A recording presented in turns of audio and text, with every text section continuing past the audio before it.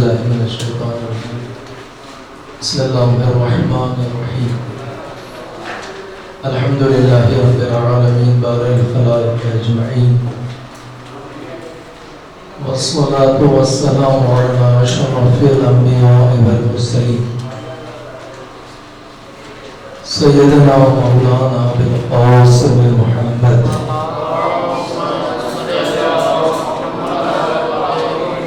وعلى أهل بيته الطيبين الطاهرين لا سيما بقية الله في الأرضين واللعنة على أعدائهم أجمعين. أما بعد فقد قال الله سبحانه في محكم كتابه الكريم أعوذ بالله من الشيطان الرجيم بسم الله الرحمن الرحيم ونريد أن نمن على الذين استضعفوا في الأرض ونجعلهم أئمة ونجعلهم الوارثين ونمكن لهم في الأرض ونري فرعون وحامان وجنودهما منهم ما كانوا يحذرون. سورہ مبارکہ قصص کی 5ویں آیت مبارکہ ہے. ارشاد رب العزت ہے اور ہم نے یہ ارادہ کیا ہے کہ زمین پر جن لوگوں کو کمزور بنا دیا گیا ہے انہیں زمین کا وارث قرار دیں اور انہیں قدرت مند بنائیں اور دنیا کے جو جبار ہیں فرعون اور حامان انہیں اس انجام تک پہنچائیں جس سے وہ خوف کھاتے ہیں. یہ آیت مبارکہ انسانیت کو آنے والے حالات بتا رہی ہے. فرعون حضرت موسیٰ کے دور میں بادشاہ تھا، حامان اس کا وزیر تھا. اپنے دور کے بہت ہی جابر اور ظالم حکمران تھے یہ لوگ جو کہ قوم بنی اسرائیل سے تعلق رکھتے تھے اور گزر گئے، ختم ہو گئے. لیکن یہ آیت آئندہ کے حالات کو بیان کر رہی ہے. یہ آیت کس پہ نازل ہوئی ہے؟ قرآن کریم کی آیت ہے، رسول گرامی پہ نازل ہوئی ہے. بس ان کا دور گزر چکا. اگر آیت ان کے دور کو بیان کرتی تو اس کا لب و لہجہ ایسا ہونا چاہیے تھا کہ ہم نے انہیں ان کے انجام تک پہنچا دیا، وہ ختم ہو گئے. فرعون اور فرعونیت اور حامانیت ختم ہو گئی. حضرت موسیٰ مثلا اپنے قوم کو آزاد کرا کے لے گئے. لیکن آیت یہ بیان نہیں کر رہی، بلکہ آیت کہہ رہی ہے کہ ہم یہ چاہتے ہیں مستقبل میں. آیت نازل کس پہ ہوئی ہے؟ رسول اکرم پر، جو کہ بعد میں آئے ہیں، آخری نبی ہیں. قرآن کریم ان پر نازل ہوا ہے. آنے والے دور میں ہمارا ارادہ یہ ہے کہ ہم کمزور اور ضعیف لوگوں کو زمین کا وارث قرار دیں گے اور انہیں قدرت مند بنائیں گے اور فرعون اور حامان کو اپنے انجام تک جس سے وہ خوف کھاتے ہیں پہنچائیں گے. یہ مستقبل کے سارے صیغے استعمال کیے قرآن کریم نے. اس کا مطلب یہ ہے کہ ایک دور ایسا آنے والا ہے جس میں جو اقوام ظاہری طور پر ایک عرصے سے کمزور بنا دی گئی ہیں انہیں عروج پیدا کرنا ہے، انہیں کمال پیدا کرنا ہے. وہ اس کائنات کے وارث قرار پائیں گے، وہ اس کائنات میں قدرت مند ہوں گے. اور اس زمانے کے فرعون اور حامان، اس زمانے کے فرعون اور حامان تو اپنے انجام کو پہنچ گئے، اس زمانے کے فرعون اور حامان اپنے انجام کو پہنچیں گے.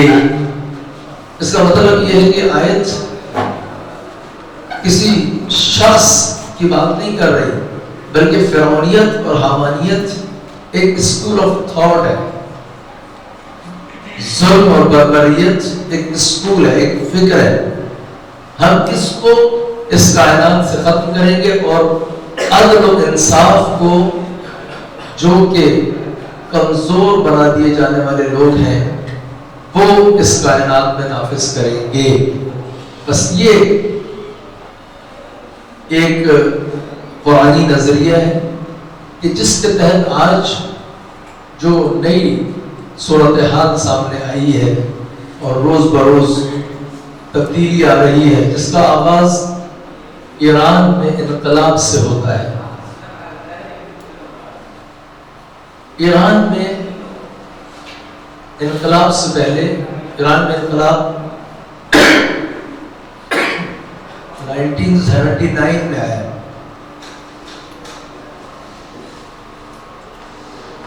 اس وقت سے پہلے 1948 میں آپ لوگ جانتے ہیں کہ اسرائیل بن چکا تھا، اور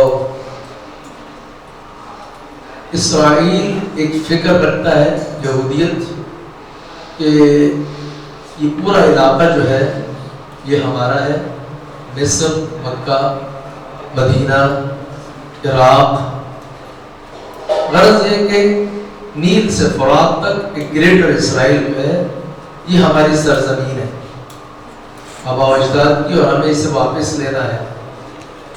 اس کے لیے انہوں نے کوشش کی، اور یہودیوں سے اور عیسائیوں سے جو پہلا معرکہ ہے رسول گرامی کا، وہ مدینہ میں ہے، کہ جب آپ نے وہاں جا کر ان سے معاہدے کیے، اور انہوں نے جب معاہدے توڑنا شروع کیے تو ان سے جنگ کی، اور خیبر اور فتح اور بنی قریظہ اور بنی مصطلق، یہ سب یہودی قبیلے ہیں جو وہاں آباد تھے، جن کو رسول گرامی نے فتح کیا۔ اور اسی طرح سے عیسائی جو نجران میں تھے، انہوں نے بغیر جنگ کے ہی جزیہ دینا قبول کیا، اور رسول گرامی کی نبوت پہ اگرچہ ایمان نہیں لائے، لیکن آپ لوگ جانتے ہیں کہ مباہلہ کا اعلان ہونے کے باوجود انہوں نے مباہلہ نہیں کیا، اس لیے کہ وہ جانتے تھے کہ رسول حق پر ہیں۔ ان کی کتابوں میں تمام چیزیں موجود تھیں، عیسائیوں کے بھی، یہودیوں کے بھی۔ قرآن کریم میں ایک آیت ہے کہ جس میں خدا تعالیٰ یہ فرماتا ہے کہ یعرفونہ کما یعرفون ابناءہم۔ سورہ بقرہ میں یہ آیت ہے کہ یہ یہودی رسول اکرم کو اس طرح سے پہچانتے تھے جس طرح سے اپنے بیٹوں کو پہچانتے تھے۔ کیوں؟ اس لیے کہ ان کی کتابوں میں اس قدر رسول گرامی کا تذکرہ ہے کہ وہ انتظار میں تھے، جس طرح سے آج ہم امام زمانہ جل اللہ تعالیٰ فرج شریف کے انتظار میں، وہ رسول گرامی کے انتظار میں تھے، جانتے تھے۔ خدا تعالیٰ نے ان کے اوپر اتمام حجت کیا ہوا تھا۔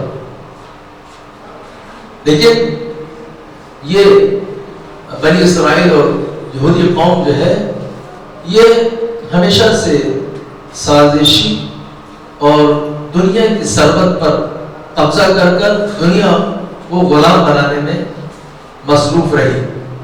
حضرت عیسیٰ جب آئے تو ان کی نبوت کا بھی انہوں نے انکار کیا۔ حضرت مریم پر تہمت لگائی کہ یہ آپ بغیر شوہر کے مثلا بچہ کہاں سے لے آئی؟ حضرت عیسیٰ یہ بغیر شوہر کے کیسے پیدا ہوگا؟ یہودیوں نے تہمت لگائی، قبول نہیں کیا، حالانکہ ان کی کتابوں میں تھا کہ حضرت عیسیٰ آئیں گے اور ان کی یہ صفات ہوں گی اور ان کی والدہ کی یہ صفات ہوں گی، سب جانتے تھے۔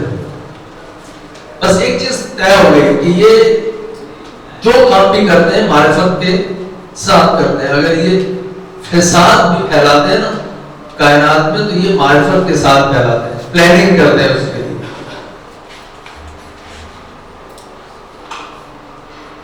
پوری دنیا کی اقتصاد پر، چاہے وہ امریکہ ہو، چاہے وہ برطانیہ ہو، چاہے وہ یورپ کے دوسرے علاقے ہوں، آپ چلے جائیں، جو بھی آج کے دور میں مالی اعتبار سے بڑے بڑے تجارتی مراکز ہیں، مثلا سونے کی تجارت، ہیرے کی تجارت، تیل کی تجارت، اس میں سب جگہ آپ کو یہودی کمپنیاں نظر آئیں۔ غرض یہ ہے کہ انہوں نے پوری دنیا میں جو اہم مراکز ہیں ان پر قبضہ کیا ہوا، اور پوری آج کے دور میں میڈیا پر قبضہ کیا ہوا ہے۔ آپ پاکستان کا میڈیا دیکھیں، آپ پاکستان کا میڈیا اسرائیل کے خلاف کتنی خبریں دیتا ہے، کیوں؟ اس لیے کہ یہ سب پے رول پر ہے، ان سے پیسے لیتے ہیں، وہ پیسے دیتے ہیں، بکے ہوئے۔ وہاں پہ اس وقت کیا صورتحال ہے، وہ کیا مظالم کر رہا ہے فلسطینیوں کے اوپر، یہ نہیں دکھاتے۔ اب جو صورتحال ہے وہ آہستہ آہستہ بدل رہی ہے۔ ان کا کام گزشتہ دور میں بھی ہر طریقے کو استعمال کرنا تھا اپنے آپ کو آگے لے جانے کے لیے۔ یہ علمی ترقی کو بھی استعمال کرتے ہیں، اسلحے کی ترقی کو بھی اپنے مفاد کے لیے استعمال کرتے ہیں، یہ حتیٰ فحشہ گری کو بھی اپنے مقاصد کے لیے استعمال کرتے ہیں۔ رسول کرام جب مدینہ تشریف لے گئے تو کچھ دن کے بعد دیکھا کہ مسلمان جوان جو ہے وہ خراب ہونے لگے۔ پتہ چلا کہ یہودیوں نے اپنے گھروں میں شراب خانے کھولے اور اپنی بیٹیوں کو فحشہ کے لیے، مسلمانوں کو خراب کرنے کے لیے استعمال کرنا شروع کیا۔ رسول گرامی نے حکم دیا کہ آج کے بعد کوئی مسلمان جوان جو ہے وہ کسی یہودی گھر میں نہ جائے۔ یہ آپ لوگوں کے لیے کہ جو مثلا بیرون ملک پڑھنے جانا چاہتے ہیں، ان باتوں کا خیال رکھنا ضروری ہے۔ وہاں بھی ایسے ہی ہوتا ہے۔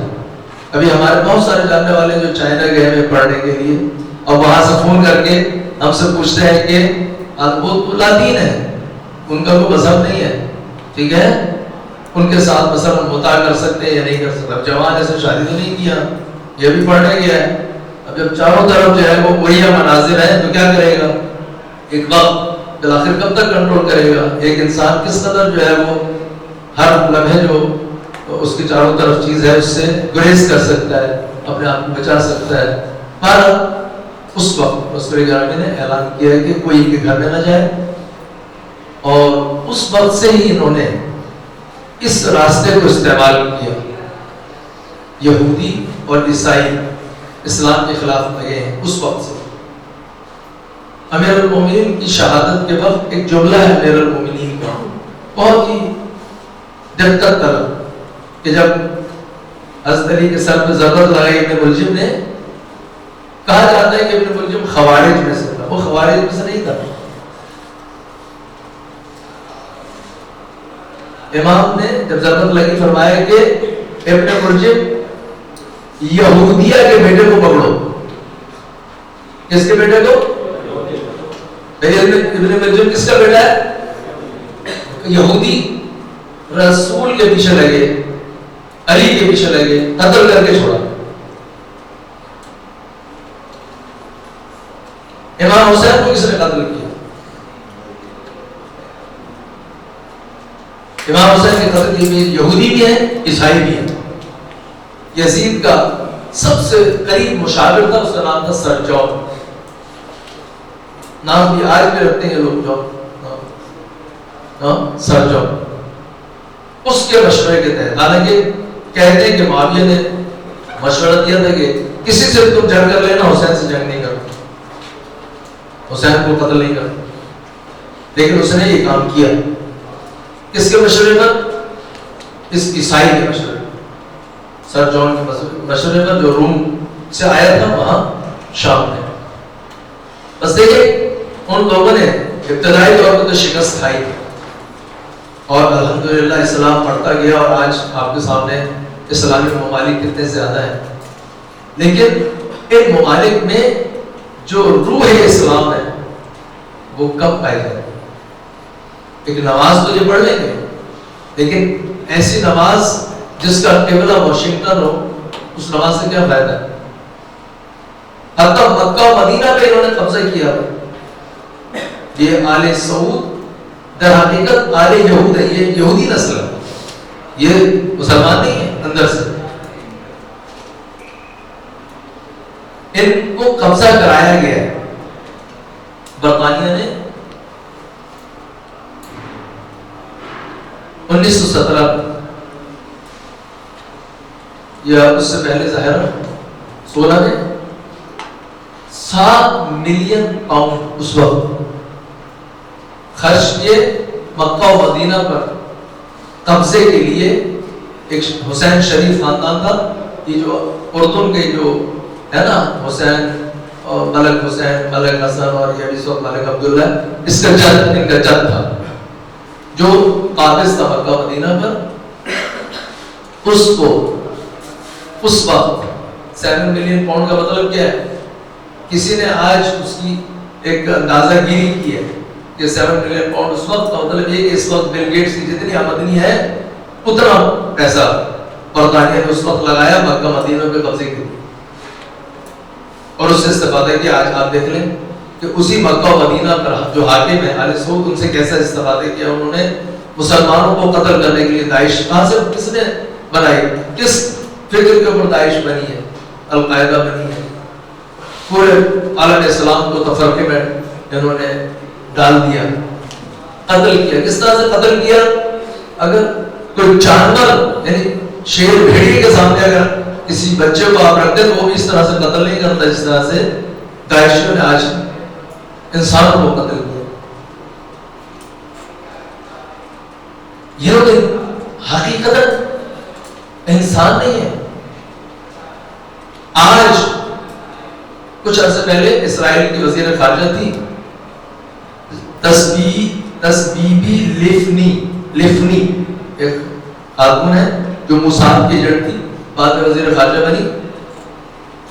آپ یوٹیوب پہ تلاش کریں، جائیں دیکھیں. وہ صراحت کے ساتھ بیان کرتی ہے کہ اسرائیل کی بقا کی خاطر اس نے مصر کے، فلسطین کے، قطر کے حکمرانوں کے ساتھ جنسی تعلقات پیدا کیے. آج اس دور میں کیوں؟ تاکہ اسرائیل باقی رہے. ہمارے علماء کا فتویٰ ہے کہ ہم اپنے اہداف کو حاصل کرنے کے لیے یہ سب چیزیں ہمارے لیے جائز ہیں. یہ زندہ ہے ابھی، ایڈز ہو گئی اس کو، کتنے لوگوں کے ساتھ تعلقات پیدا کریں گے تو ایڈز ہی ہوگی نا، ایڈز ہو گئی. لیکن وہ دیکھیں لگے ہوئے، دشمن اپنی جگہ لگا ہوا. ایران میں انقلاب آیا اور آہستہ آہستہ پھیلا. یہ ایک کرامت ہے، معجزہ ہے. وہ ایران جس میں اسرائیل کا سفارت خانہ تھا تہران میں، وہ ایران جس کے تہران میں مسجدیں کم تھیں اور شراب خانے زیادہ تھے، فحشہ خانے زیادہ تھے. وہ تہران کہ جہاں اسرائیل کے فوجی ایران کے فوجیوں کو ٹریننگ دیا کرتے، یعنی ایران کی پوری بیوروکریسی کے اندر اسرائیل اترا ہوا. ایک ایسے ملک میں امام خمینی کی قیادت میں انقلاب برپا ہوتا ہے اور آہستہ آہستہ انہوں نے اس سرطان کو، یہودی صہیونی، اندر سے نکال کر پھینک دیا. اور آج آپ دیکھیں کہ دنیا میں سینیریو بدل رہا ہے. یہ جو کچھ بھی اس علاقے میں ہو رہا ہے، یہ فقط و فقط اسرائیل کی بقا کے لیے ہے. 1967 میں 1967 میں اسرائیل نے عربوں سے جنگ کی. اکیلا اسرائیل، ادھر مصر، اردن، عراق، شام، ٹھیک ہے. اس وقت کہتے ہیں کہ پاکستان سے بھی ایئر فورس کے پائلٹس گئے تھے جنہوں نے شام میں اپنا مرکز بنا کر جنگ کی تھی اسرائیل سے. بہرحال پاکستان وہ ملک ہے جس کے قائدین قائد اعظم علامہ اقبال نے پاکستان بننے کے بعد ایک دن کے لیے بھی اسرائیل کو قبول نہیں کیا. یہ ایک پاکستان کی عظمت اور خوبی ہے کہ پاکستان نے ایک دن کے لیے بھی اسرائیل ملک کو قبول نہیں کیا. حتیٰ اب بھی آپ پاسپورٹ اٹھائیں اپنا, اس کے پہلے صفحے پہ لکھا ہوگا پیچھے کی طرف کہ اس پاسپورٹ سے آپ اسرائیل نہیں جا سکتے. پاکستان میں ابتدائی دور میں اسلام کی طرف توجہ بہت زیادہ تھی. یہ آہستہ آہستہ اسی عالمی استعمار میں پاکستان کو آہستہ آہستہ لبرل کرنے کی کوشش کی. بہرحال امام خمینی کے نظر میں کیا مسئلہ ہے؟ امام خمینی کے نظر میں مسئلہ یہ ہے کہ ہمیں اس دور میں آہستہ آہستہ امام کے ظہور کی زمین ہموار کرنا. لہذا انہوں نے اپنے کام کا آغاز کیا. جیسے کام کا آغاز کیا 8 سال تک اس پوری دنیا نے مل کر عراق کے ذریعے ایران سے جنگ کی. فقط عراق نے جنگ نہیں کی, پوری دنیا ایک طرف تھی, ایران ایک طرف. لیکن انہوں نے اس جنگ کو جیتا. وہ جنگ نہیں ہارے. 1 میٹر زمین جو ہے وہ عراق نہیں لے سکا. ایران وہ صدام جس کا دعویٰ تھا کہ 1 ہفتے کے اندر ہم تہران کا قبضہ کر لیں گے, وہ 1 میٹر زمین نہیں لے سکے. کیوں؟ اس لیے کہ یہ اسلام اور مطلب کربلا اور حسینی کے پروردہ لوگ تھے. انہوں نے دفاع کیا. جنگ ختم ہونے کے بعد اقتصادی پابندیاں دنیا نے لگائی. انہیں اقتصادی پابندیوں کے باوجود اس کو انہوں نے اپنے لیے نعمت سمجھا اور خود ترقی. اور آج آپ دیکھیں کہ کوئی ایسی فیلڈ نہیں جس میں ایران نے ترقی نہ کی ہو. بس مادی طور پر بھی ترقی یافتہ ہونا, اسلحے کے میدان میں بھی ترقی یافتہ ہونا ظالم سے مقابلے کے لیے ضروری ہے. اگرچہ کہ ایمان اور روحانیت اور خدا سے ارتباط اور حسینی جذبہ یہ بہت زیادہ تاثیر کرتا ہے. ہو سکتا ہے کہ بعض جگہ اسلحہ کام نہ آئے لیکن حسینی جذبہ کام آتا ہے. بغیر اسلحے کے بھی انسان جو ہے وہ دشمن کا مقابلہ کرتا ہے. غرض یہ کہ اب جو اس وقت صورتحال ہے وہ یہ ہے کہ کل تک اسرائیل نیل سے فرات تک گریٹر اسرائیل کے لیے سوچتا تھا, آج پوری دنیا اسرائیل کی بقا کا سوچ رہی کہ باقی کیسے رہے. اسرائیل نے اپنے گرد دیوار بنا لی. 1967 میں ان تمام عرب ممالک نے اسرائیل نے ان سے جنگ کی. اسرائیل نے مصر کا صحرائے سینا چھین لیا, شام کی گولان ہائٹس چھین لی, اردن کا مغربی کنارہ چھین لیا. جبکہ سب متحد تھے. لیکن 2006 سے آپ دیکھیں کہ جو سینیریو بدلا ہے وہ یہ ہے کہ امام خمینی نے اپنا نمائندہ بھیجا موسیٰ صدر لبنان. انہوں نے وہاں کے شیعوں کو آہستہ آہستہ تربیت دینا شروع کی اور جو امام بارگاہ ہیں اور مجالس ہیں اس میں یہ ترویج کرنا شروع کیا کہ اگر یہ حسینی اور یہ امام بارگاہیں مجھے کوئی حسینی مکتب حسینی کا شخص تربیت کر کے نہیں دیتی تو اس حسینی اور اس امام بارگاہ کو فائدہ نہیں. وہ حسینی کہ جو اس وقت کے جو حامان اور فرعون ان سے ٹکرا سکے, ایسے مجاہد چاہیے. انہوں نے یہ فکر آہستہ آہستہ وہاں پروان چڑھائی لبنان میں. اور آپ لوگ جانتے ہیں کہ لبنان پر بیروت میں امریکن ٹروپس وہاں پر تھے, انہوں نے قبضہ کیا ہوا تھا. ایک فدائی حملے میں ان ٹروپس کے جو فلیٹس تھے ان میں ٹرک بارود سے بھرا ہوا گھسا. اس کے بعد وہ لبنان خالی کر کے واپس گئے امریکنز. اور آہستہ آہستہ جو تبدیلی آئی, اب وہ تبدیلی اس نقطے پر پہنچ گئی ہے کہ جہاں ایران نے خود ترقی کی وہاں حزب اللہ کو ٹرین کیا, آہستہ آہستہ اسے قدرت مند بنایا. 2006 میں آپ دیکھیں کہ اسرائیل حزب اللہ سے جنگ نہیں جیت سکے. کہاں 1967 میں پورے عرب ملک مل کر اس کا مقابلہ نہیں کر سکے, اور اب فقط حزب اللہ اس کی مخالف تھی, اور یہ بدبخت سارے عرب ملک اس کے حامی ہیں. مصر, سعودی, ابھی اس وقت آپ دیکھیں کہ سعودی عرب تو کھلا جو ہے وہ تعلقات برقرار کرنے کے لیے, نارمل کرنے کے لیے کہ اسرائیل کوئی خطرناک ملک نہیں ہے, نارمل ملک ہے, اس طرح تعلقات ہونے چاہیے, نارمل کر رہا ہے آدم علیہ السلام سے اس کے تعلقات کو. تو یہ یہودی نہیں ہے تو اور کیا ہے؟ ان کے اندر جو اپنے اندر جو فساد ہے اس کی بحث کریں تو وہ خود ایک باب ہے, اس کو نہیں چھڑیں گے کہ یہ اندر سے کتنے فاسد ہیں. ایک ایک کے پاس کتنی خواتین ہیں جو حرم بنا کے بیٹھے ہیں, یہ لوگ, ان کا کوئی تعلق اسلام سے نہیں.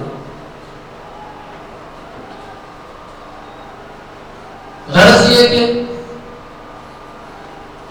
2006 میں پھر 2011 میں انہوں نے حزب اللہ سے جنگ کی. 1980 تک ایک پتھر, گولی تو دور کی بات ہے, پتھر فلسطینی علاقوں سے اسرائیل کی طرف نہیں جاتا.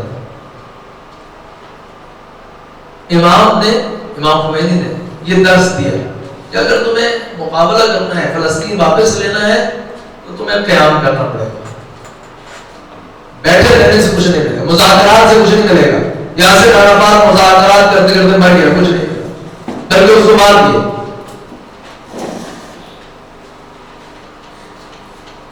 بلکہ اس کے گھر میں بھی جو خاتون تھی وہ جاسوس تھی, اس کی بیوی. لہٰذا امام خمینی نے اس کو انقلاب آنے کے بعد جو اسرائیل کا سفارت خانہ تھا تہران میں, اس سے کہا کہ آپ فلسطین کا سفارت خانہ بناؤ. 1 سال اس نے سفارت خانہ بنایا, دیکھا امام نے کہ یہ تو خود جاسوس ہے, اس کو بھگا دیا یاسر عرفات.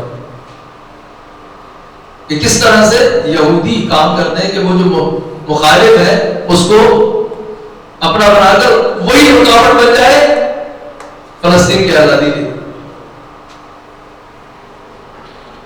یہی اسی طرح کی سیاست جو ہے وہ کم بیش دوسرے ممالک میں بھی ہے, پاکستان میں بعض چیزیں ایسی ہیں. آج پاکستان کو جتنی یہ سیاسی جماعتیں ہیں توڑنا چاہتی ہیں, چاہے نواز شریف ہو, چاہے زرداری ہو, چاہے بلوچستان کا لبریشن فرنٹ ہو, الطاف حسین ہو, یہ سب پاکستان توڑنا چاہتے ہیں. یہ ٹوٹ جائے, ختم ہو جائے. اتنا بڑا پاکستان ایک قوت ہے دنیا میں, یہ ختم ہو جائے, یہ بکھر جائے. اس کے مقابلے میں انڈیا کبھی ہو جائے, پاکستان انڈیا کا بغل بچہ بن جائے, اور یہ دونوں مل کر امریکہ اور اسرائیل کے لیے چائنا کو روکے, اس کی پاور کو روکے, وہ جو پھیل رہا ہے پوری دنیا میں. غرض یہ کہ اب جو سینیریو ہے وہ بدل گیا. اسرائیل کی بقا کے لیے انہوں نے مسلمان ممالک کے جو بادشاہ تھے, میں نے عرض کیا نا کہ ان سے اس لفنی نے حتی جنسی تعلقات تو اعلان کہہ رہی ہے تاکہ اچھا ہی کہے, تاکہ جو عوام ہے نا مسلمان ان کو پتہ چلے کہ حکمران کیسے ہوتے ہیں. ہٹائیں ان کو خبیثوں, اچھے لوگوں پر ہے. عوام خراب نہیں ہے, ہر جگہ کی عوام, حتی سعودی عرب کی بیشتر عوام جو مسلمان ہیں, صحیح مسلمان ہیں, وہ صحیح.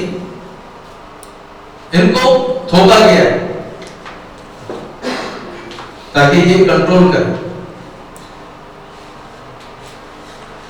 آخری جو کام انہوں نے کیا ہے وہ داعش بنانا.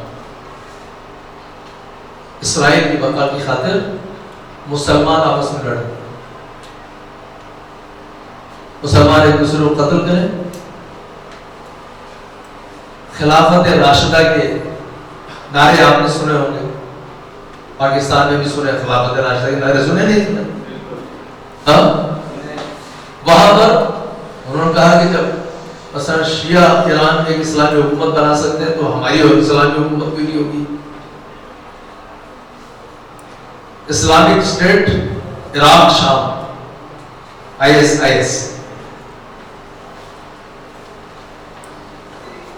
کس نے پیسے دیے؟ سعودی عرب نے، اسرائیل نے، امریکہ نے، برطانیہ نے۔ 94 ملک خود یہ کہتے ہیں کہ اس میں شریک ہے۔ 94 ملک ایک طرف، جان کیری اوباما کا جو وزیر خارجہ تھا وہ آیا تھا شام، بشار اسد سے ملاقات کی، کہا کہ تمہیں 6.5 کھرب ڈالر دیں گے، تم رسد کا ہو، تمہارے ذریعے سارا جو اسلحہ ہے اور یہ جو ریزسٹنس کی تحریک ہے حزب اللہ اور حماس، ان کو جو کچھ بھی جاتا ہے تمہارے ملک سے گزرتا ہے، ہم تمہیں خریدنا چاہتے ہیں، 6.5 کروڑ ڈالر تمہیں دیں گے، تم راستے سے ہٹ جاؤ، تم ان کے راستوں کو کاٹ دو، ایران سے جو ہے وہ اسلحہ نہ جائے حزب اللہ کے پاس اور حماس کے پاس۔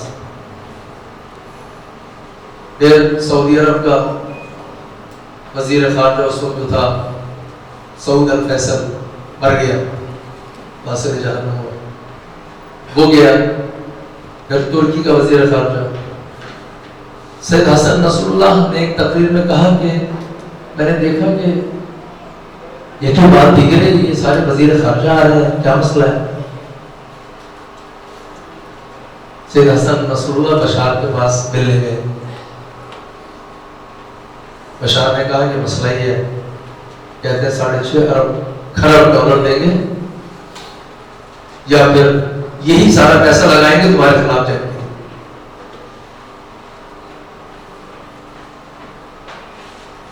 سید حسن نصر اللہ نے کہا کہ تمہارا کیا ارادہ ہے، کیا چاہتے ہو؟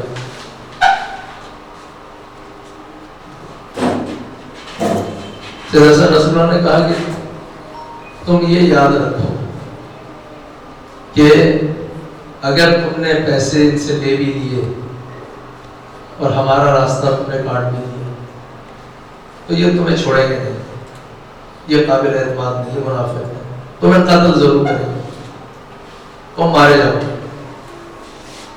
لیکن اگر تم نے قیام کیا ہم تمہارا ساتھ دیں گے، تمہارا خاندان تاریخ میں مجاہد معروف ہوگا۔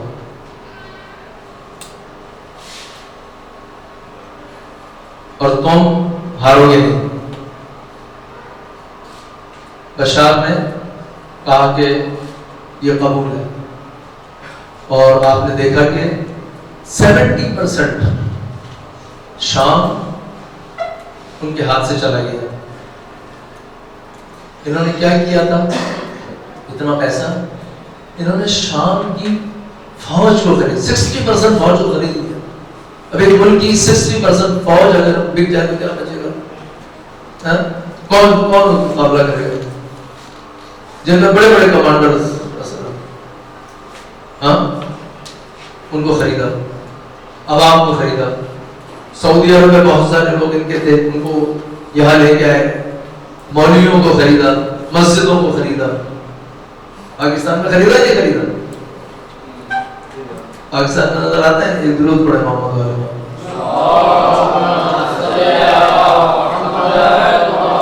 یہ 35-40 سال سے جو ہم یہاں قتل ہو رہے ہیں، مارے جا رہے ہیں، یہ بغیر پیسے کے مارے جا رہے ہیں۔ ہر ایک قتل پہ کتنے پیسے لیتے ہیں؟ یہ بھی نہیں یہودیوں کی پالیسی ہے، سعودی کی پالیسی۔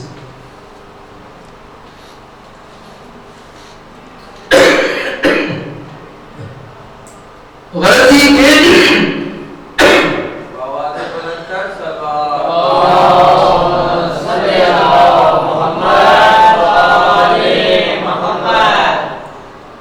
حزب اللہ نے اور آئے خامنہ ای کے حکم سے قاسم سلیمانی جو جرنیل ہے، انہوں نے پلاننگ کی اور آہستہ آہستہ ریزسٹنس شروع کی، اور آج ایک دو مقامات کے علاوہ تقریباً 95% حصہ شام کا واپس آ گیا۔ عراق کلیئر ہو گیا ہے، ایک دو جگہ باقی ہیں، عراق پورا واپس آ گیا۔ میں 2013 میں کربلا گیا تھا، تو بغداد سے کربلا کے راستے میں مسیب ایک جگہ آتی ہے جہاں پر حضرت مسلم کے 2 بیٹوں کی قبر ہے، طفلان مسلم، تقریباً کوئی 40 کلومیٹر کے فاصلے پر ہے کربلا سے۔ تو جو ڈرائیور تھا اس نے مجھ سے کہا کہ جو سیدھے ہاتھ کا حصہ ہے، ہم بغداد سے آ رہے ہیں کربلا، سیدھے ہاتھ کا جو حصہ ہے اس سے 20 کلومیٹر کے فاصلے پر داعش ہے۔ کہاں تک پہنچ گئی داعش؟ کربلا میں داخل ہو جاتی تو کیا کرتی؟ انہوں نے اعلان کیا تھا کہ اگر ہم نجف میں داخل ہوں گے تو آئے سیستانی کا سر کاٹ کے امیر المومنین کے دروازے پہ لٹکائے گا۔ یہ آئے خامنہ کی فراست ہے۔ انہوں نے قاسم سلیمانی کو بھیجا، اسلحہ بھیجا، جرنیل بھیجے، فوجی بھیجے، پھر پورا عالم اسلام اس میں داخل ہوا آہستہ آہستہ۔ ایران میں ایک فورس ہے جیسے پاکستان میں رضاکار فورس کہتے ہیں، اسے وہاں بسیج کہتے ہیں ایران میں۔ اسی طرح یہ ایک فورس عراق میں وجود میں لائے، اسے کہتے ہیں حشد شعبی، قومی رضاکار۔ کیوں؟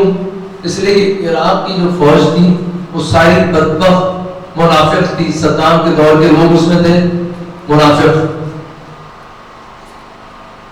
شروع میں انہوں نے جب داعش کا مقابلہ کیا تو جو جگہ وہ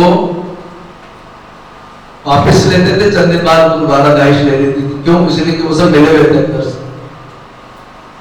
منافق تھے۔ آئے خامنہ کے حکم سے آئے خامنہ نے کیا کہتے ہیں گزارش کی آئے سیستانی سے کہ وہ فتویٰ دیں۔ انہوں نے فتویٰ دیا جہاد کا۔ باقی سارے کام جو ہیں قاسم سلیمانی نے حشد شعبی بنائی، آہستہ آہستہ انہوں نے آج پورا عراق کلیئر کر لیا، شام کلیئر ہو گیا۔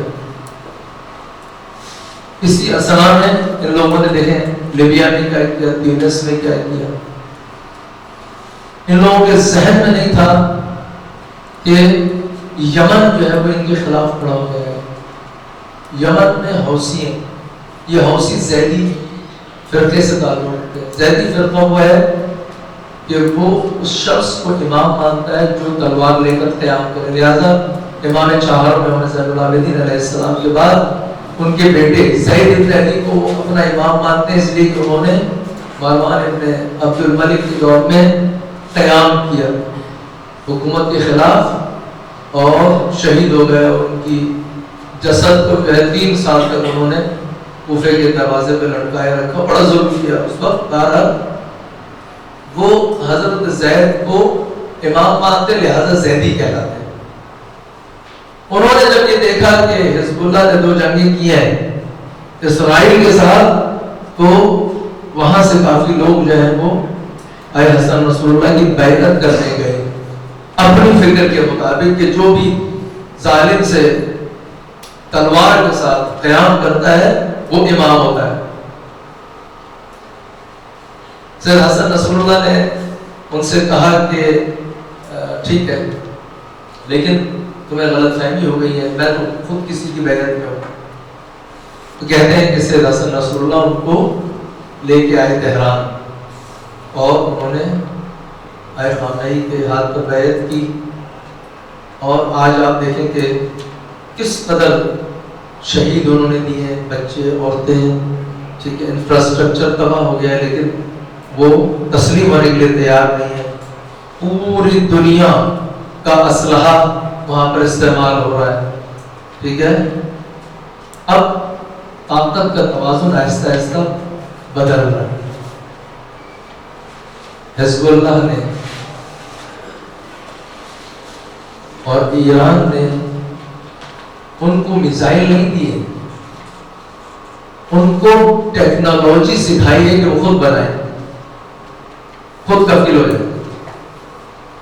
لہذا ابھی جو انہوں نے ملک خالد ایئرپورٹ پر میزائل داغا ہے ریاض میں سعودی عرب کے، جس کے بعد بڑی بے چینی ہے اس وقت پوری دنیا میں، وہ ان کا اپنا بنایا ہے، کسی نے نہیں کیا. ابھی اس وقت حزب اللہ کے پاس 1,25,000 میزائل ہیں. 10 منٹ کے اندر 25,000 میزائل اسرائیل پہ لگ سکتے ہیں. اسرائیل خطرے میں، پوری دنیا اس کو بچانے کی کوشش میں. یہ داعش بنائی تھی کس لیے؟ اسرائیل کو بچانا. پاکستان میں شیعوں کے قتل و غارت کری کس لیے؟ کہ شیعوں پہ دباؤ آئے اور شیعہ جو ہے مثلا اپنے مرکز کے خلاف بغاوت کرے، مرجعیت کے خلاف اٹھے، یا اعلان کرے ہم اسرائیل کے حامی ہیں. جیسے پاکستان کے شیعہ اگر اعلان کر دیتے کہ بھائی ہم امریکہ اور اسرائیل کے حامی ہیں، ہمارا کوئی تعلق نہیں ہے ایران سے، اور مثلا تو شاید قتل نہ کیا جاتا. لیکن مشکل یہ ہے کہ ہمارے ہاں 1400 سال سے ایک روح ایجاد کی گئی ہے، وہ کیا ہے؟ حسینیت. کربلا ظلم کے خلاف کھڑا ہونا. مائیں بچوں کو مجالس میں لے جاتی ہیں اور اسی طرح سے پروان چڑھاتی ہیں. کیسے اس بات کو قبول کر لیا جائے؟ یہ سینیریو ہے آج دنیا میں. طاقت کا توازن اب بدل رہا ہے. ایٹمی ٹیکنالوجی، ایٹم بم کا استعمال ہو سکتا ہے کہ یہ ممالک کریں، لیکن ایٹم بم کا استعمال اب اتنا آسان نہیں ہے. بعض مراکز اسرائیل میں ایسے ہیں کہ جہاں پر ایک سادہ میزائل اگر لگ گیا وہ ایٹم بم کا کام کرے. حیفا ایک جگہ ہے جہاں پر امونیا گیس کا بہت بڑا ذخیرہ ہے اسرائیل میں. ایک میزائل اگر وہاں پہ لگ جائے کافی ہے پورے اسرائیل کو تباہ کرنے کے لیے. وہ کام کرے گا جو ایٹم بم کام کرتا ہے. لہذا اس وقت طاقت کا توازن جو ہے آہستہ آہستہ بدل رہا ہے، اور جو ریزسٹنس ہے، مزاحمتی، مقاومتی، استقامت کی تحریک، وہ آگے بڑھ رہی ہے. لبنان سے لے کر یمن تک ایک طویل حصہ ہے جو انقلابیوں کے ہاتھ میں ہے آج. لبنان، شام، عراق، ایران، بحرین، سعودی عرب کے بہت سے علاقے، قطیف، احسا، یہاں پہ سب شیعہ ہیں. سعودی عرب میں جتنے علاقے تیل پروڈیوسنگ ہیں سب میں شیعہ ہیں.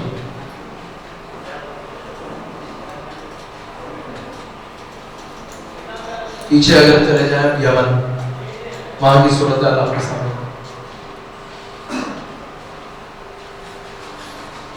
یہ کائنات کا مرکز ہے آج. آہستہ آہستہ آنے والے دور میں یورپ اور امریکہ، ان کو بھی پتہ چل گیا ہے کہ ثروت اور مال اور دنیا کی ٹیکنالوجی آئندہ ایشیا کی طرف آنے گی. ایشیا نے مرکز بنا ہے. ابھی جو وہ حربے استعمال کر رہے ہیں وہ یہ کہ یہ جو انتقال ثروت ہے، ٹیکنالوجی ہے، یہ مثلا 10-15 سال کی بجائے 40 سال میں ہو. تاخیر ہو، لہذا وہ کبھی انڈیا کو کھڑا کرتے ہیں چائنا کے سامنے، کبھی پاکستان کو ڈسٹرب کرتے ہیں. ابھی آپ دیکھیے گا کہ پاکستان میں داعش کارروائیاں شروع کرے گی، کر دی ہیں اس نے، کچھ کارروائیاں بھی کی ہیں، مزید کرے گی، تاکہ سپیکٹ جو ہے وہ پاکستان میں نہ آئے. یہ تاخیر ہو. افغانستان کا جو جلال آباد ہے اور لنگرہار صوبہ ہے جو پارا چنار کے پیچھے لگتا ہے، اس میں سارے فراری یعنی ایک بڑی تعداد فراری داعشیوں کی وہاں جمع کی ہے. پاکستان کو اور چین کو کنٹرول کرنا. یہ اس وقت صورتحال ہے. عراق بہت ثروت مند ملک ہے. ایران علمی ترقی بھی اب آہستہ آہستہ عروج کی طرف ہے. اسلحہ بھی عروج کی طرف ہے. میزائل ٹیکنالوجی بہت ترقی کر گئی ہے. اب اسرائیل پر فقط حزب اللہ کی طرف سے میزائل نہیں ڈالے جائیں گے. حزب اللہ 2 سال پہلے آئے خامنئی نے حکم دیا تھا کہ ویسٹ بینک کو حماس کے علاوہ جو مغربی کنارہ فلسطین کا اس کو بھی مسلح کیا جائے. اب ان تک بھی میزائل پہنچ رہے ہیں. اب اگر اسرائیل کو حماقت کرتا ہے تو حزب اللہ، حماس، ویسٹ بینک، شام، ایران، عراق سب جگہوں سے میزائل لیں گے. اسرائیل اتنا آسان نہیں ہے معاملہ. طاقت کا توازن جو ہے وہ بدلنا. اگر حماقت کی اسرائیل نے تو اب اس دفعہ جو جنگ ہونی ہے وہ آخری جنگ ہے، ختم ہو جانا ہے اسرائیل میں. قرآن کریم کا وعدہ ہے لَتُفْسِدُنَّ فِي الْأَرْضِ مَرَّتَيْنِ، اے یہودیوں تم زمین میں 2 مرتبہ فساد پھیلاؤ گے اور پھر ہم تمہیں نیست و نابود کر دیں گے. 2 مرتبہ یہودی اس کائنات میں فساد پھیلا چکے ہیں، اب ان کے نابود ہونے کا مرحلہ ہے. یہ وعدہ الہی ہے. قرآن کریم نے اس کا اعلان کیا ہے. فرعون اور حامان اپنے انجام کو پہنچیں گے. مکہ و مدینہ بھی آزاد ہوگا جو اس وقت بیت المقدس کی طرح مقبوضہ ہے. فقط بیت المقدس مقبوضہ نہیں ہے، مکہ بھی مقبوضہ ہے، مدینہ مقبوضہ ہے.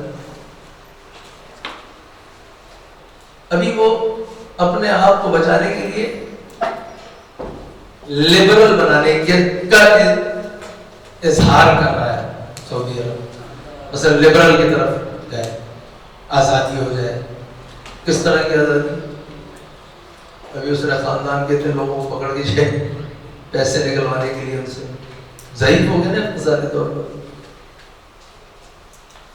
وہاں کی اطلاعات نہیں آتی ہے. یہ سب یہودی میڈیا ہے. کتنے انہوں نے اپنے مولویوں کو پکڑا ہے، جیلوں میں ڈالا ہے. ابھی مکہ میں، مدینہ میں، ریاض میں، جدہ میں جو وہابی فکر کے لوگ. آئندہ آنے والے دنوں میں سعودی عرب میں 2 طرح کی جنگوں کا خطرہ ہے. ایک داخلی جنگ ہے جس میں یہ جو خونخوار درندے وہابی انہوں نے تیار کیے تھے وہ انہیں لبرل سے، ظاہری لبرل جو بننے جائیں گے ان سے ٹکرائیں گے. سعودی عرب کے اندر ایک دوسرے کو ماریں گے. اور عالمی سطح پر اگر اس نے بیوقوفی کی، مثلا کسی بھی ملک سے جنگ کی، مزید ایک ملک سے تو جنگ کر رہا ہے یمن، ایران سے یا لبنان سے، جیسے کہ آج کل اگر آپ میڈیا کو چیک کریں تو وہاں پر لبنان سے جنگ کرنے کی باتیں کر رہے ہیں بیوقوف یہ سلمان کا بیٹا محمد بن سلمان. یہ احمقانہ کام اگر اس نے کیا تو نقصان ان کو اٹھانا ہے، اور یہ آہستہ آہستہ وہ حالات پیدا کرے گا کہ ان کی قدرت طاقت جو ہے وہ ختم ہو، اور آہستہ آہستہ مکہ اس قابل ہو جائے کہ حضرت وہاں پہ ظہور کرے. مکہ اس قابل ہو جائے گا کہ امام وہاں سے ظہور کرے. ظہور نہیں سے ہونا ہے، مکے سے ہونا ہے. تبدیلی آ رہی ہے آہستہ آہستہ، اور اس نہج پر جا رہی ہے پوری دنیا. اگر آپ جائیں ہالی ووڈ میں دیکھیں مہدویت کے خلاف کتنی فلمیں بنائی، اور کوشش کی ہے کہ وہ شر کی قوتوں کو خیر اور مہدوی قوتوں پر غالب کریں. یعنی لوگوں کے اذہان کو اس نقطے کی طرف لگائیں کہ مہدویت آخر زمان میں کامیاب ہونے والی نہیں ہے، تم امید نہ لگا کے بیٹھو.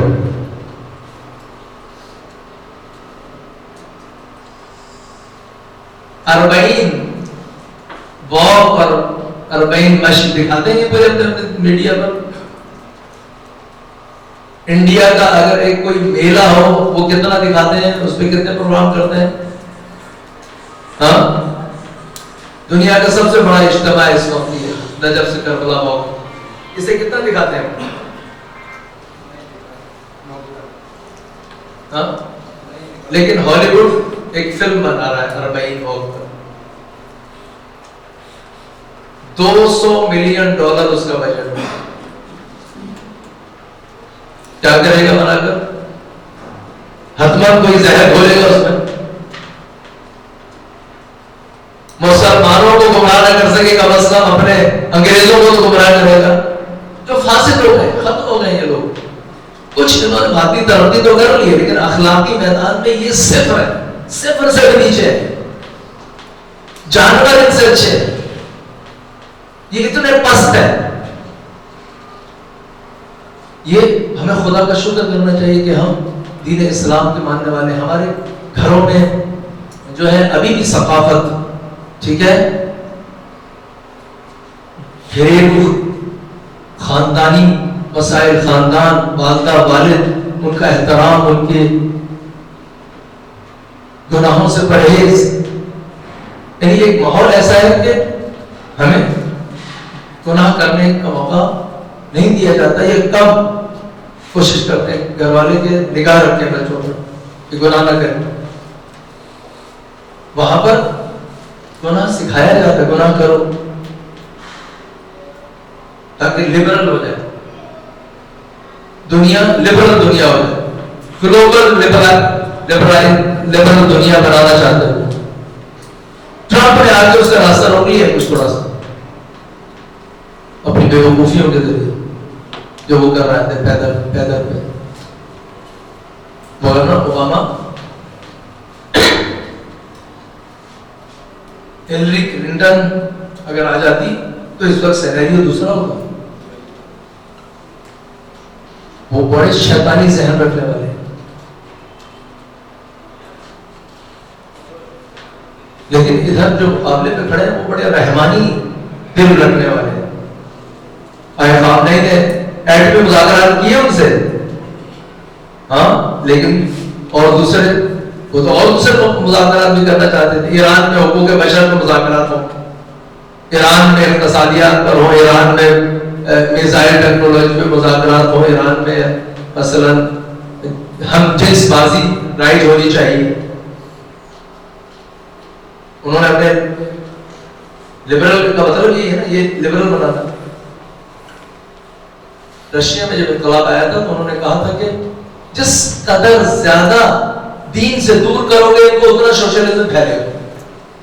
یہ جتنا دین کے قریب جائیں گے اتنا ہمارا جو سوشلزم ہے ناکام رہے گا. لہذا زیادہ سے زیادہ، یعنی انہوں نے فیملی سسٹم کو کولیپس کر دیا. ہر عورت ہر مرد کے ساتھ بچہ پیدا کرے، ہر مرد ایک نئی عورت کے ساتھ ہر رات، اور ہر عورت ایک نئے مرد کے ساتھ ہر رات. حرامزادے پیدا ہو تاکہ خدائی تصور ختم ہو جائے.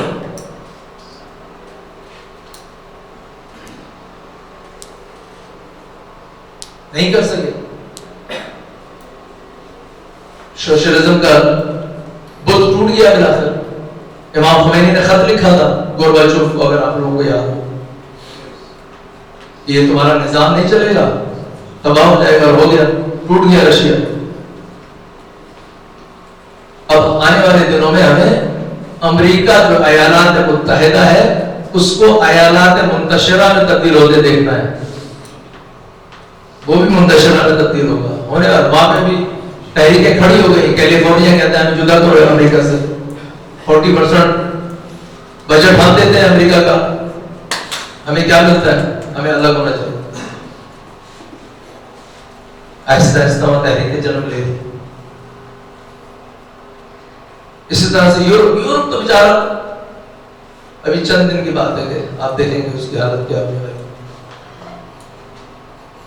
ابھی جو ریختہ میں داعشیوں کا انخلا ہوا ہے, اس میں سے اکثر لوگ یورپ کے, جو یورپ گئے واپس, ابھی وہاں جا کے کیا تباہی مچاتے ہوئے نظر آئے گا. کہ داعشی جب وہاں واپس جائیں گے.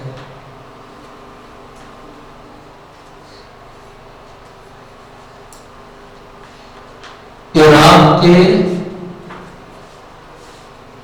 6 ملین عورتوں, بچوں اور بڑوں کو انہوں نے تہس نہس کر دیا ہے, پوری دنیا میں پھیلا دیا ہے. یہ کتنے بڑے مجرم ہیں. ان کی بچوں کو, ان کی عورتوں کو جو ہے وہ آج کے دور میں بالکل کنیز بنایا ہوا ہے. کنیزوں والا حساب کیا, جنسی استفادہ ان سے کرتے ہیں.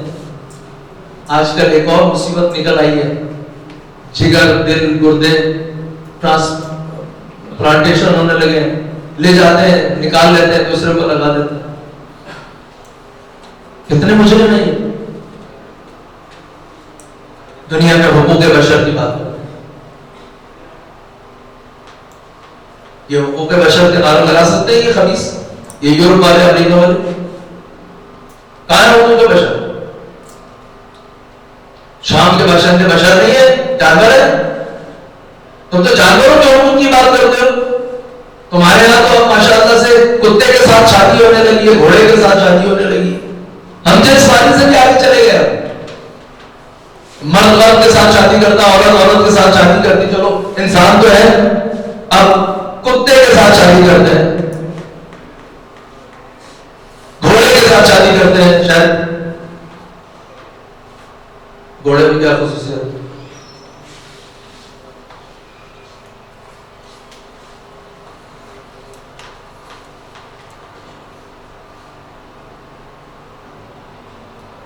دنیا کے جتنے کرائم ہیں, انڈر ورلڈ جتنی بھی ہے, سب ہی نہیں کی, مافیا ہی نہیں کی. یہ جو آپ کہتے ہیں نیٹ پر ایک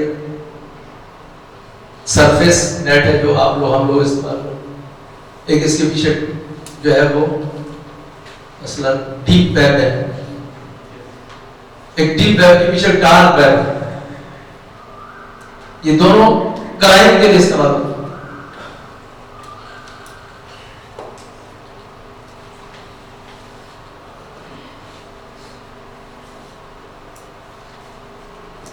ان علاقوں کے مغربی مشرقی یورپ جو ہے وہاں غربت ہے.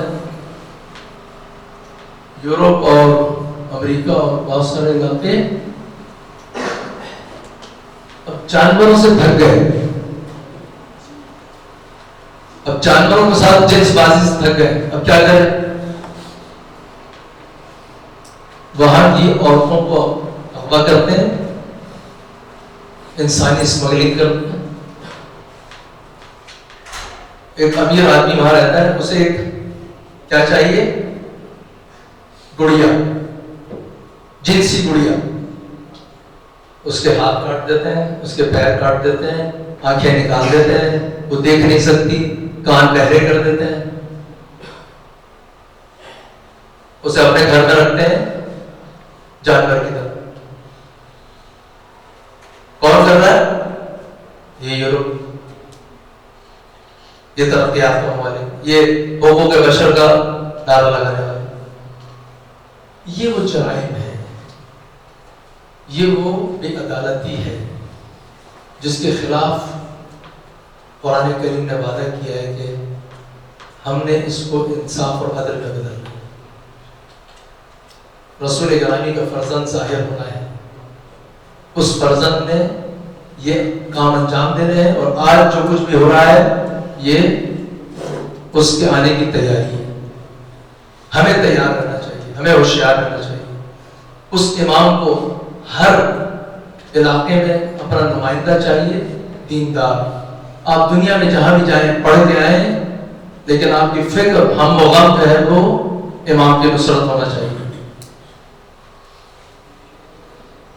یہ آج کی دنیا ہے، آج ہم اس دنیا میں زندہ ہیں، اور جیسے جیسے اب بہت تیزی کے ساتھ تبدیلی آ رہی ہے۔ یہ سب کچھ تبدیلی کتنے عرصے میں آ گئی؟ 40 سال میں۔ اب تیزی سے آ رہی تبدیلی، اور انشاءاللہ وہ وقت دور نہیں ہے کہ بالآخر خدا کا وعدہ پورا ہونا ہے، اور یہی علاقے جو کمزور بنا دیے گئے تھے انہوں نے کائنات پر انشاءاللہ حکومت کرنا ہے، زمین ہموار کرنا ہے امام کے آنے کی۔ ہم سب اس کے لیے آج تیاری کے مرحلے سے گزر رہے ہیں۔ خداوند عالم ہمیں اس راہ میں بہترین توفیقات عطا فرمائے۔ خداوند عالم سے دعا ہے کہ اپنے اس امام عزیز کے ظہور میں تعجیل فرمائے، ان ظالموں کو تباہ و برباد فرمائے، ان مادہ پرست اور دنیا پرست اور عیاش ظاہری طور پر مسلمان، ظاہری طور پر انسان، اور حقیقی معنی میں بھیڑیوں سے بھی بھیڑیے انسانوں سے اس دنیا کو نجات عطا فرمائے انشاءاللہ۔ السلام علیکم ورحمۃ اللہ۔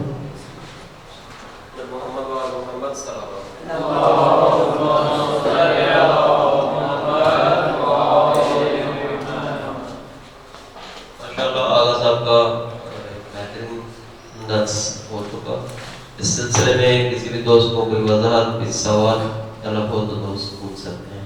یہاں سے شروع کریں گے۔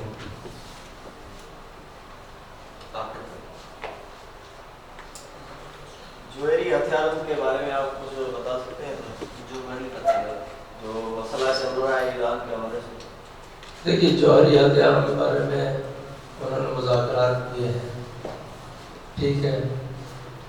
آئے خامنئی کا فتویٰ ہے کہ ایسے ہتھیار نہ بنائے جائیں جو ماس خرابی پیدا کرے اور ایک دفعہ میں لاکھوں لوگوں کو قتل کرے۔ یہ اسلامی فکر کے خلاف ہے۔ جو بھی متعارف جنگ ہے وہ ہونی چاہیے، اور ہم متعارف جنگ کے لیے تیار ہیں، اس کے لیے انہوں نے تیاری کی ہوئی ہے، لیکن ان کے پاس ٹیکنالوجی ہے، ان کے پاس علم ہے، اور ان کا دعویٰ یہ ہے کہ اگر امریکہ اس معاہدے کو توڑتا ہے تو ہم 6 مہینے میں اس مقام پہ کھڑے ہو جائیں گے کہ ہم ہتھیار نہیں بنا سکتے ہیں، وہ مشکل نہیں۔ لہٰذا اسرائیل کو بھی پتہ ہے کہ کس نقطے تک بات گئی بھی ہے، اور ایٹم بم کا تو استعمال اس وقت ہو سکتا ہے نا کہ جب کوئی اجازت دے، ٹھیک ہے۔ تو اگر اس نے ایک میزائل چھوڑا اور اس کی طرف 25,000 میزائل گئے، پھر تو یہ ایسے ہی جیسے دو آدمی ایک دوسرے کو گولی مارے، ٹھیک ہے بابا۔ ہمیں تو موت سے ڈر نہیں ہے، قرآن کریم کے اور موت سے بھی ڈرتے ہوئی ہے۔ سورہ جمعہ میں خداوند عالم ارشاد فرماتا ہے کہ وَلَا يَتَمَنَّوْنَهُ أَبَدًا بِمَا قَدَّمَتْ أَيْدِيهِمْ۔ اگر تم کہتے ہو کہ تم خدا کے پسندیدہ بندے ہو، یہودی یہ کہتے ہیں نا کہ ہم خدا کے پسندیدہ بندے ہیں، فتمنوا موت کی تمنا کرو۔ قرآن کریم کہتے ہیں کہ لا يتمنون أبدا، یہ کبھی بھی موت کی تمنا نہیں کریں گے۔ مادہ پرست ہے، انہیں خدا پہ یقین نہیں ہے، خدا کی طرف نہیں جانا ہوگا، جو کچھ بھی ہے یہ دنیا ہے۔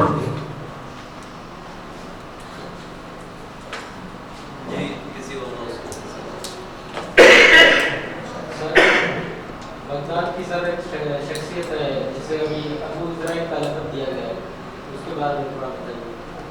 अबू इज़राइल के बारे में अबू इज़राइल एक मुजाहिद है जिसने हजद शादी के साथ हजद शादी का यानी एक रज़ाकार शख्स है जिसने मुख्तलिफ मवाज़ों पे जंग की है और वो एक किरदार मारूफ हुआ है हकीकत और दुरूद पढ़े मोहम्मद